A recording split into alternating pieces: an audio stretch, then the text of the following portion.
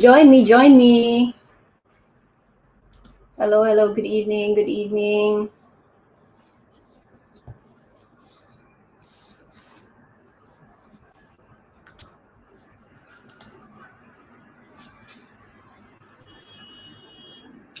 Hello. Hello, hello, 6 people. Teka, tama ba? Hi, Maria Salve. Nakakatawa naman. Nakakilig when people call me Doc. It's been a while. I don't practice medicine like as a profession, but I do so personally. So, hi, Nico. Yelims Ekaf. Ayun na naman tayo. Ba't ganun? Ba't ganun di siya nabalik? Bakit ganun? Phone a friend. Tech support. Dali lang ha. Nakikita ko kayo. Huwag lang kayong mag-alala. Ikaw gumawa. Good evening, good evening. Ayan, ba't sa'yo nag-work sa akin? Anong half? Parang top lang. Hindi siya ikiklik. Okay. Dali lang. Mapaturo ako. Hello sa mga nasa YouTube and Facebook. If you guys are sad, if you know anybody who's sad who might need a little encouragement today, please share. Share this live. On social media, lagi tayo may mga positive comments and, nice pics. But we all know, lalo na ngayong pandemic, there are a lot of people who are sad and who are down. And I was part of that. I was one of them. So, lalo na mga 2 weeks ago. And last week then, actually a conversation that I had last week is the inspiration for my live today. Meron akong mga kinausap na tao who are going through a lot of difficult things. So, yun yung gusto kong pag-usapan today na sana may ma-uplift tayong tao kahit papaano. Ayan. So, if you want to tell me any story, if you want to share anything with me or me and my husband, if you need some encouragement, if you need, an opinion, pwede kayo mag-DM. Hi, Colleen, on YouTube. Katuwa naman yung mga taga-YouTube din. Si Fon TikTok TV, hi. I remember you from 2 weeks ago. Thank you for joining. There we go. Tapos, hello, Mitch. Mitch Aguilar. I learned a lot, lalo na yung love languages. Favorite ko yun. Yeah, super important yun. It really helps me with my own relationships, actually. Ayan. Teka. Hi, Myra. Hi, Jel on YouTube. Hi, Colleen. Virtual hug. Virtual hug din sa'yo, Colleen. Dami yung taga-YouTube ngayon, ah. Hi, Kat. Kat Lo. Shout out po kay Catherine Lo na wala na akong itatago sa kanya. If there's one person who knows all aside from my husband, yung husband ko talaga siya may may alam ng baho ko sa buhay. But si Kat Lo is one of them. Actually, follow her and her husband, Jason Lo.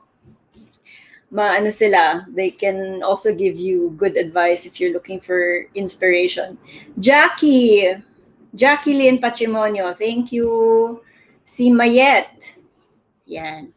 So, ano ba ang topic natin? Ayan, topic na tayo. I'll be saying hi to you guys all throughout the live, so don't worry. So again, you can DM me if you have stories or questions.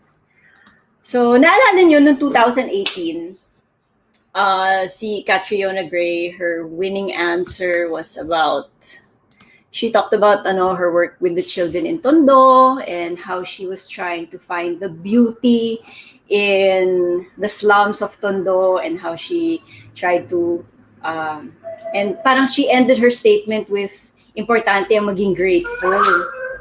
Now, actually, I think the answer is very, very beautiful, and I feel like ako personally, I don't have any right to comment or criticize her kasi sa totoo lang, I haven't done as much work as she has with children. Yung charity work niya with children, wala akong masabi. I mean, she really does more than me, so I have no right to criticize her. But I think her answer was very, very beautiful. Pero, on a personal level, parang hindi ako masyado tinamaan personally until last week.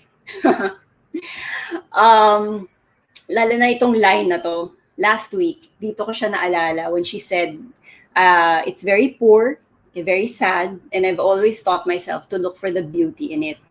Now, maganda siya, pero hindi, maganda yung pagkakasabi niya and maganda yung words niya, but it didn't really hit me on a personal level in my own personal experience until nga last week. Kasi last week, I was talking to a friend, and then yung friend na yon, she has, down na down siya actually. Naiyak nga ako, naalala ko siya. She called me and she's very down kasi her dad has advanced stage cancer. And silang dalawa, nandun sila sa ospital. And then for the first, pabalik-balik sila. I mean, if you know anybody with cancer, na medyo advanced stage na, pabalik-balik talaga sila eh. And sometimes there are good days and bad days. And then the good days are okay. Pero bad days talagang nakaka-down kasi parang hindi mo alam kung magigising na yung loved one mo the next day. So it's really very, very hard for the family. And nadidrain na din yung finances nila. So down na down talaga tong girl na to. But when we talk to each other, tama ba? Nakukuha ko ba yung mga comments nyo? When we talked to each other last week, meron siyang kinuwento sa akin na nakakagulat kasi for the first time, silang dalawa lang kasi sa hospital room, they were able to speak to each other na heart to heart. And then she was like, Maricar, never nangyayari sa amin to. Never nag-open up si daddy ng feelings niya, yung fears niya. And then, for the first time, nag-connect sila on an emotional level. And as a daughter, that's so precious. Kasi ang alam niya sa dad niya, very distant, work lang, mag-provide lang ng pera. He wasn't really there when they were growing up. Kasi I think the dad was assigned to a different country for many, many years. So hindi rin siya nandun when the girl was growing up. So for the first time, talagang nag-usap sila. So, alam mo yun, sabi niya, even if my situation was so sad, because of this bad situation, I really felt a deep connection with my dad. So, alam mo yun, that was the beautiful part of her sad situation. I mean, she will never be thankful for her dad's cancer and yung draining ng finances. Pero, no words can express how happy she is na for the first time, talagang may deep connection siya ng dad niya. As in, grabe yung usap nilang mag-ama ngayon. Yung vulnerability ng dad, iba talaga ngayon. Yung openness. Sabi niya, for the first time, nag-open up si Papa sa akin. We have never talked like that before, nung malakas pa siya. So alam mo yun, kahit nakita niya na kahit sad yung sitwasyon, yun pala yung beauty. Tapos doon ka naalala si Catriona Gray. Parang, maybe this is what she meant. Doon ako nakakonect sa sinabi ni Catriona on a personal level. Maybe this is what she meant na in every sad situation, there can be a beautiful side that you have to look for and you can be thankful for. I mean, I don't think my friend will ever be thankful for the cancer, pero yung personal connection niya with her dad, di ba precious din yun? Yung nakakonect ka sa tatay mo na napaka-distant sa'yo for so many years. And I thought that was very, very beautiful. And yung connection na yun din nagbibigay ng lakas sa kanila para magbigay ng strength sa kanila to go through the chemotherapy, on all the other challenges. So, ang ganda rin, nakaka-encourage din for people who are going through hard times na O nga, no? You can look for the beauty in a sad situation. As yun pa, hindi pa tapos ha. Ang daming mga sad, teka, eto na naman tayo. Hindi talaga nag-work, promise. Ayun, ikaw na lang gumawa dito. Another story. Itong week na to, ano bang meron ngayon? Ang daming mga may sad stories. So someone very close to me also lost his mom. This person is very, very close to me. And I know the mom very, very well, actually. Hi! So when this mom passed away, na-emotional din ako. Syempre, wasak yung family. But yun nga, parang as the guy was talking to me, parang napapansin niya, kahit namatay si mama, dati kasi yung family nila, medyo may kanya-kanyang factor. Kanya-kanya sila eh. To the point na minsan, yung isa, halimbawa, yung mom magluluto ng pagkain, ihahain niya sa table. And then, kanya-kanya silang kain. Alam mo yun, hindi sila kumakain together. And then if ever na kailangan nila mag-spend time with each other, there's always an excuse. Somebody always comes up with an excuse to not show up for the family gathering. So medyo kanya-kanya sila. But when the mom died, parang may nag-snap sa kanilang lahat na parang, oh my gosh, we lost our mom and now we have to make time for each other, for the people who are still around.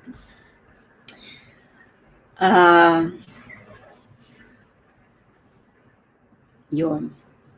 Yan, sabi ni Sherry Lane, in every adversity, there's always an opportunity and beauty. Oo. So that's why I'm sharing yung mga stories ngayon. Kasi these are people who are going through really tough times.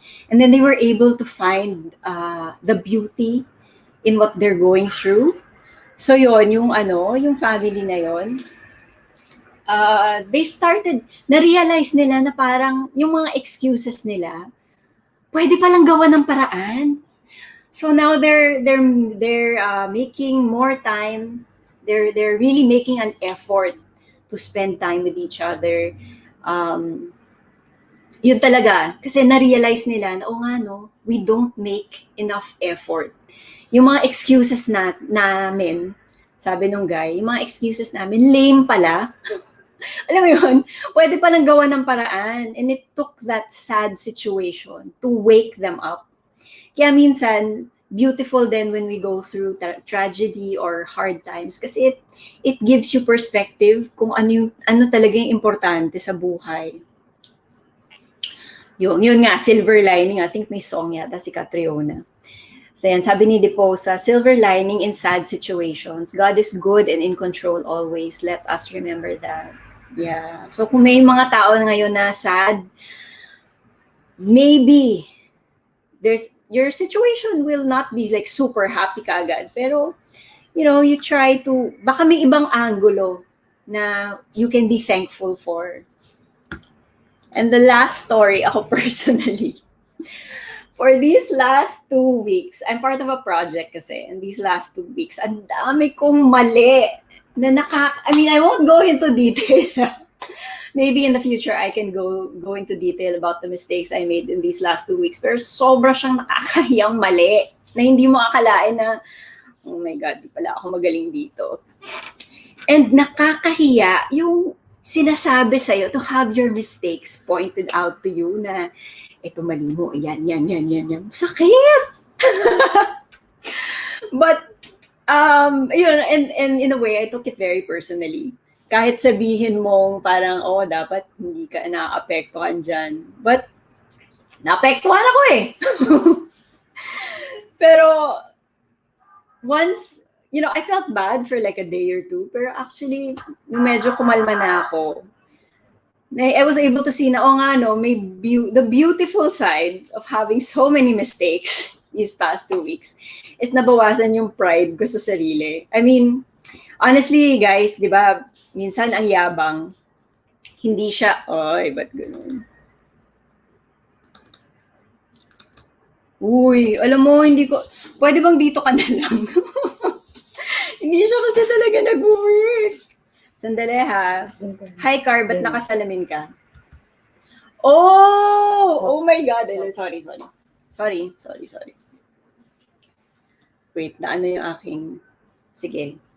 Time out muna tayo. Hi, Maricar. Thank you for reaching out to others by listening to others' stories and sharing it to us. Yeah, you never know. People have burdens in their hearts until you share it with somebody. Thank God. Ay, thank you then for sharing this comment. And alam nyo, dapat din talaga, as much as we share good pictures on Instagram and Facebook and all, maganda rin to share na we have weaknesses and it's okay kasi a lot of people feeling nila sila lang yung may problema. Hindi. Lahat tayo may problema.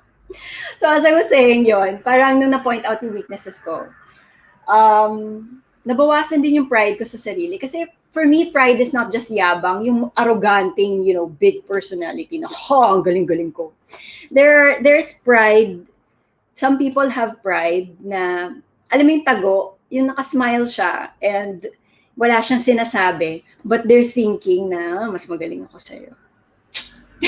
May ganun ako. May ganun ako na parang, I may be quiet, I may not be, I don't have a big personality na loud, na you won't say na I'm mayabang, but I have a lot of areas in my life na feeling ko magaling ako. Much better than other people. So yon, I was taken down a peg. So that's always something to be, less pride in that area, yung feeling mas magaling ka and you don't need other people. That's always a good thing to have less of. And because of that, na nakita ko yung weaknesses ko, I appreciated the people around me who are strong where I'm weak. So mas na-appreciate ko yung team ko, yung mga ganyan. So, yan, sabi ni, si Miss Lizette, hi! It's okay not to be okay, time and season for all. Even not being okay for a time, yes. And if you don't feel okay, don't feel pressured to feel okay kagad. Okay naman to not feel okay. Kasi minsan parang feeling ng tao, dapat joyful ka na kagad. It's okay. Yun nga. Sabi nga ni Miss Lizette, it's okay to not be okay. And I learned more about who I am. Actually, sabi nga ni Richard, nung yung depressed-depressan ako, nakakatuwa rin yung aking asawa dahil very wise din siya. Dahil marami rin siyang nadaan ng mga bloopers in his life. Sabi niya, actually, it is, ano ba yung sinabi niya? Wait lang. It's actually freedom to know your weakness. Freedom pala siya. I never thought of weakness that way. Sabi niya, it's freedom to know your weakness. Kasi, pag alam mo kung saan ka weak, hindi ka na dun magfo-focus. Diba? Hindi mo napipil... Alam ba, hindi ako ganun kagalingan sa math. Hindi ko napipilitan na magmamath ako or magmamathematician ako. I can find people who are good at math para ma-cover niya yung mistakes ko. And at the same time, ma-appreciate ko yung tao na yun na magaling sa math. E di win-win situation. I made that other person feel good and appreciate his gifts. And ako naman, mawawala yung burden sa akin ng math. Kasi ayoko talaga, hindi talaga ako magaling doon. At wag na nating pilitin. So yun. So oo nga, no, it's a freedom pala to know your weakness. So maraming salamat sa aking very wise husband. Sabi ni Maria Salve, learn to like myself, be forgiving sa sarili ko. Yes, that's so true. May mga tao na they're too hard on themselves. Sinasabi sa akin yan ng aking ng aking mentor na si Novitan. You're too hard on yourself. Yes. So nakaka-relate ako dyan. Ayan, sabi ni Sherry Lane, it's important every day recognize natin ang mga weaknesses natin para mas madidiscover natin yung strength. Yep. Sometimes kasi 'di ba pag sa social media, we focus too much on, being strong, what is our strength. Pero strength din pala to know where you're weak. So that you know na, hindi naman wala namang perfect eh. So if you know where you're weak, alam mo kung saan ka iiwas, alam mo kung saan ka hahanap ng help. Ganun lang. Diba? So, yun. Wait ah. Paano ba tanggalin yung There. So there, I think going back to the statement of Catriona Gray, yung kanyang winning statement, I think her last line had something to do with being thankful. So I think that's a good step if you're feeling really down. Try to be thankful for something. Tinry ko to eh. Yung parang, naalala ko na medyo depressed-depressan ako and I was holding my phone. And I'm like, oh nga no, thank you that I have a phone. Maraming tao, walang cellphone sa mundo. And if you're watching this, you have eyes and ears that work. You have hands and fingers. Meron kaming good friend, his name is Jeff Vadillo. Nawala yung kamay niya. Naputulan siya ng kamay when he was a child dahil sa paputok. And then, talagang nakaka-depress. Sobrang siyang na-depress for a long time. But, alam mo yun, natutunan niya paano to work with his handicap. And alam mo ngayon, when I look at him, akala mo, dalawa yung kamay niya. He can drive, he can eat on his own, ang bilis nga niya mag-drive, ang galing-galing niya mag-drive, isa lang yung kamay niya.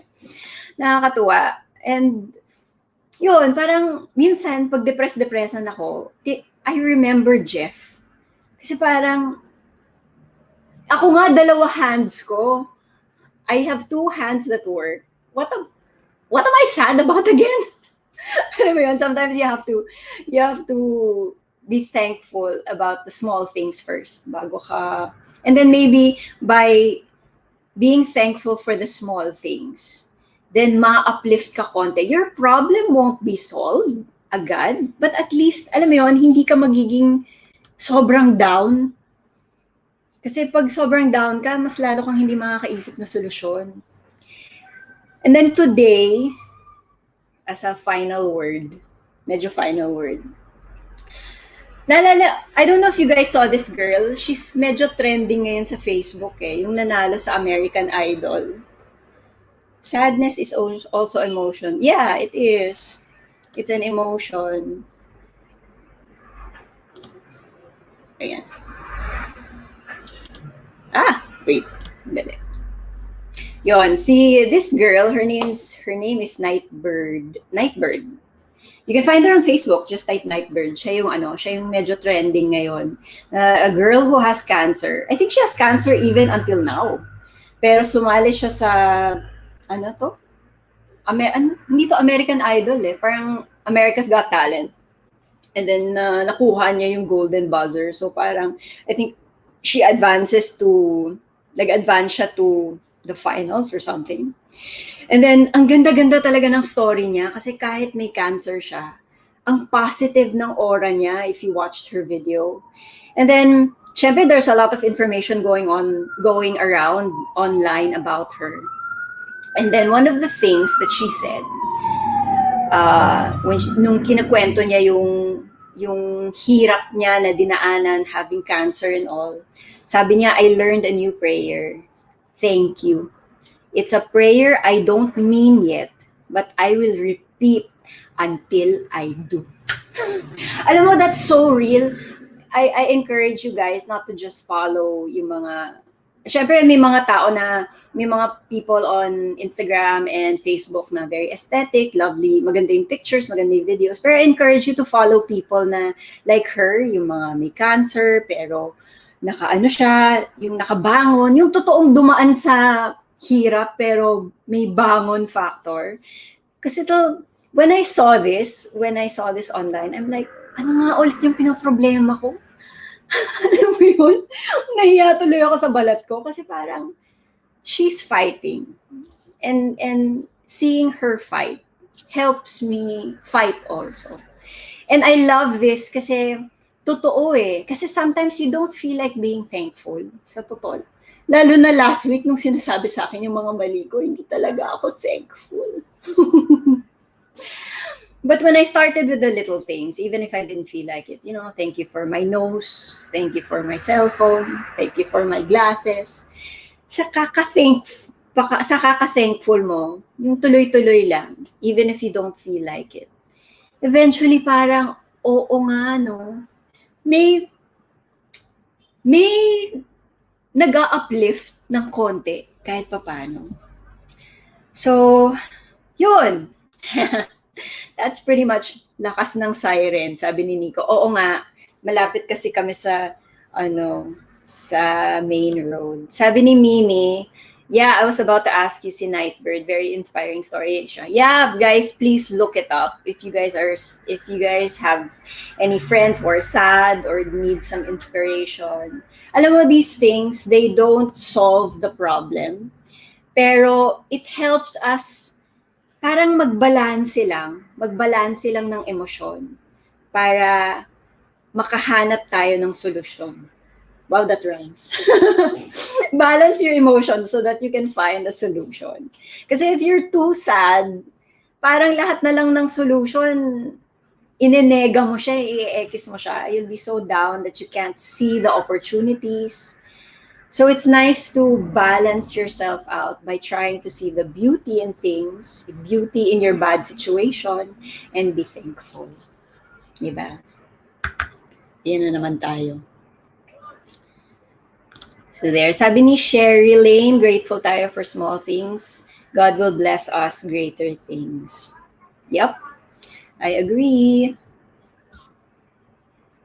Ayan. Si Mitch, I can relate, been through ups and downs, sometimes total knockdown pa. Pero one word na naglift sa akin, you do not realize, now what I'm doing, meron siyang sinabi na Bible verse. Ayan, mahirap to look on the brighter side when you are in the saddest situation, but it can help us move forward when we have hopes to look forward to. I think if you really try, you will find something to be thankful for. And all you need to do is start there. Yun lang. Anything else? Sabi ni Catherine about this girl. 2% chance for survival, but she's living her life to the fullest. Inspiring. Ayan.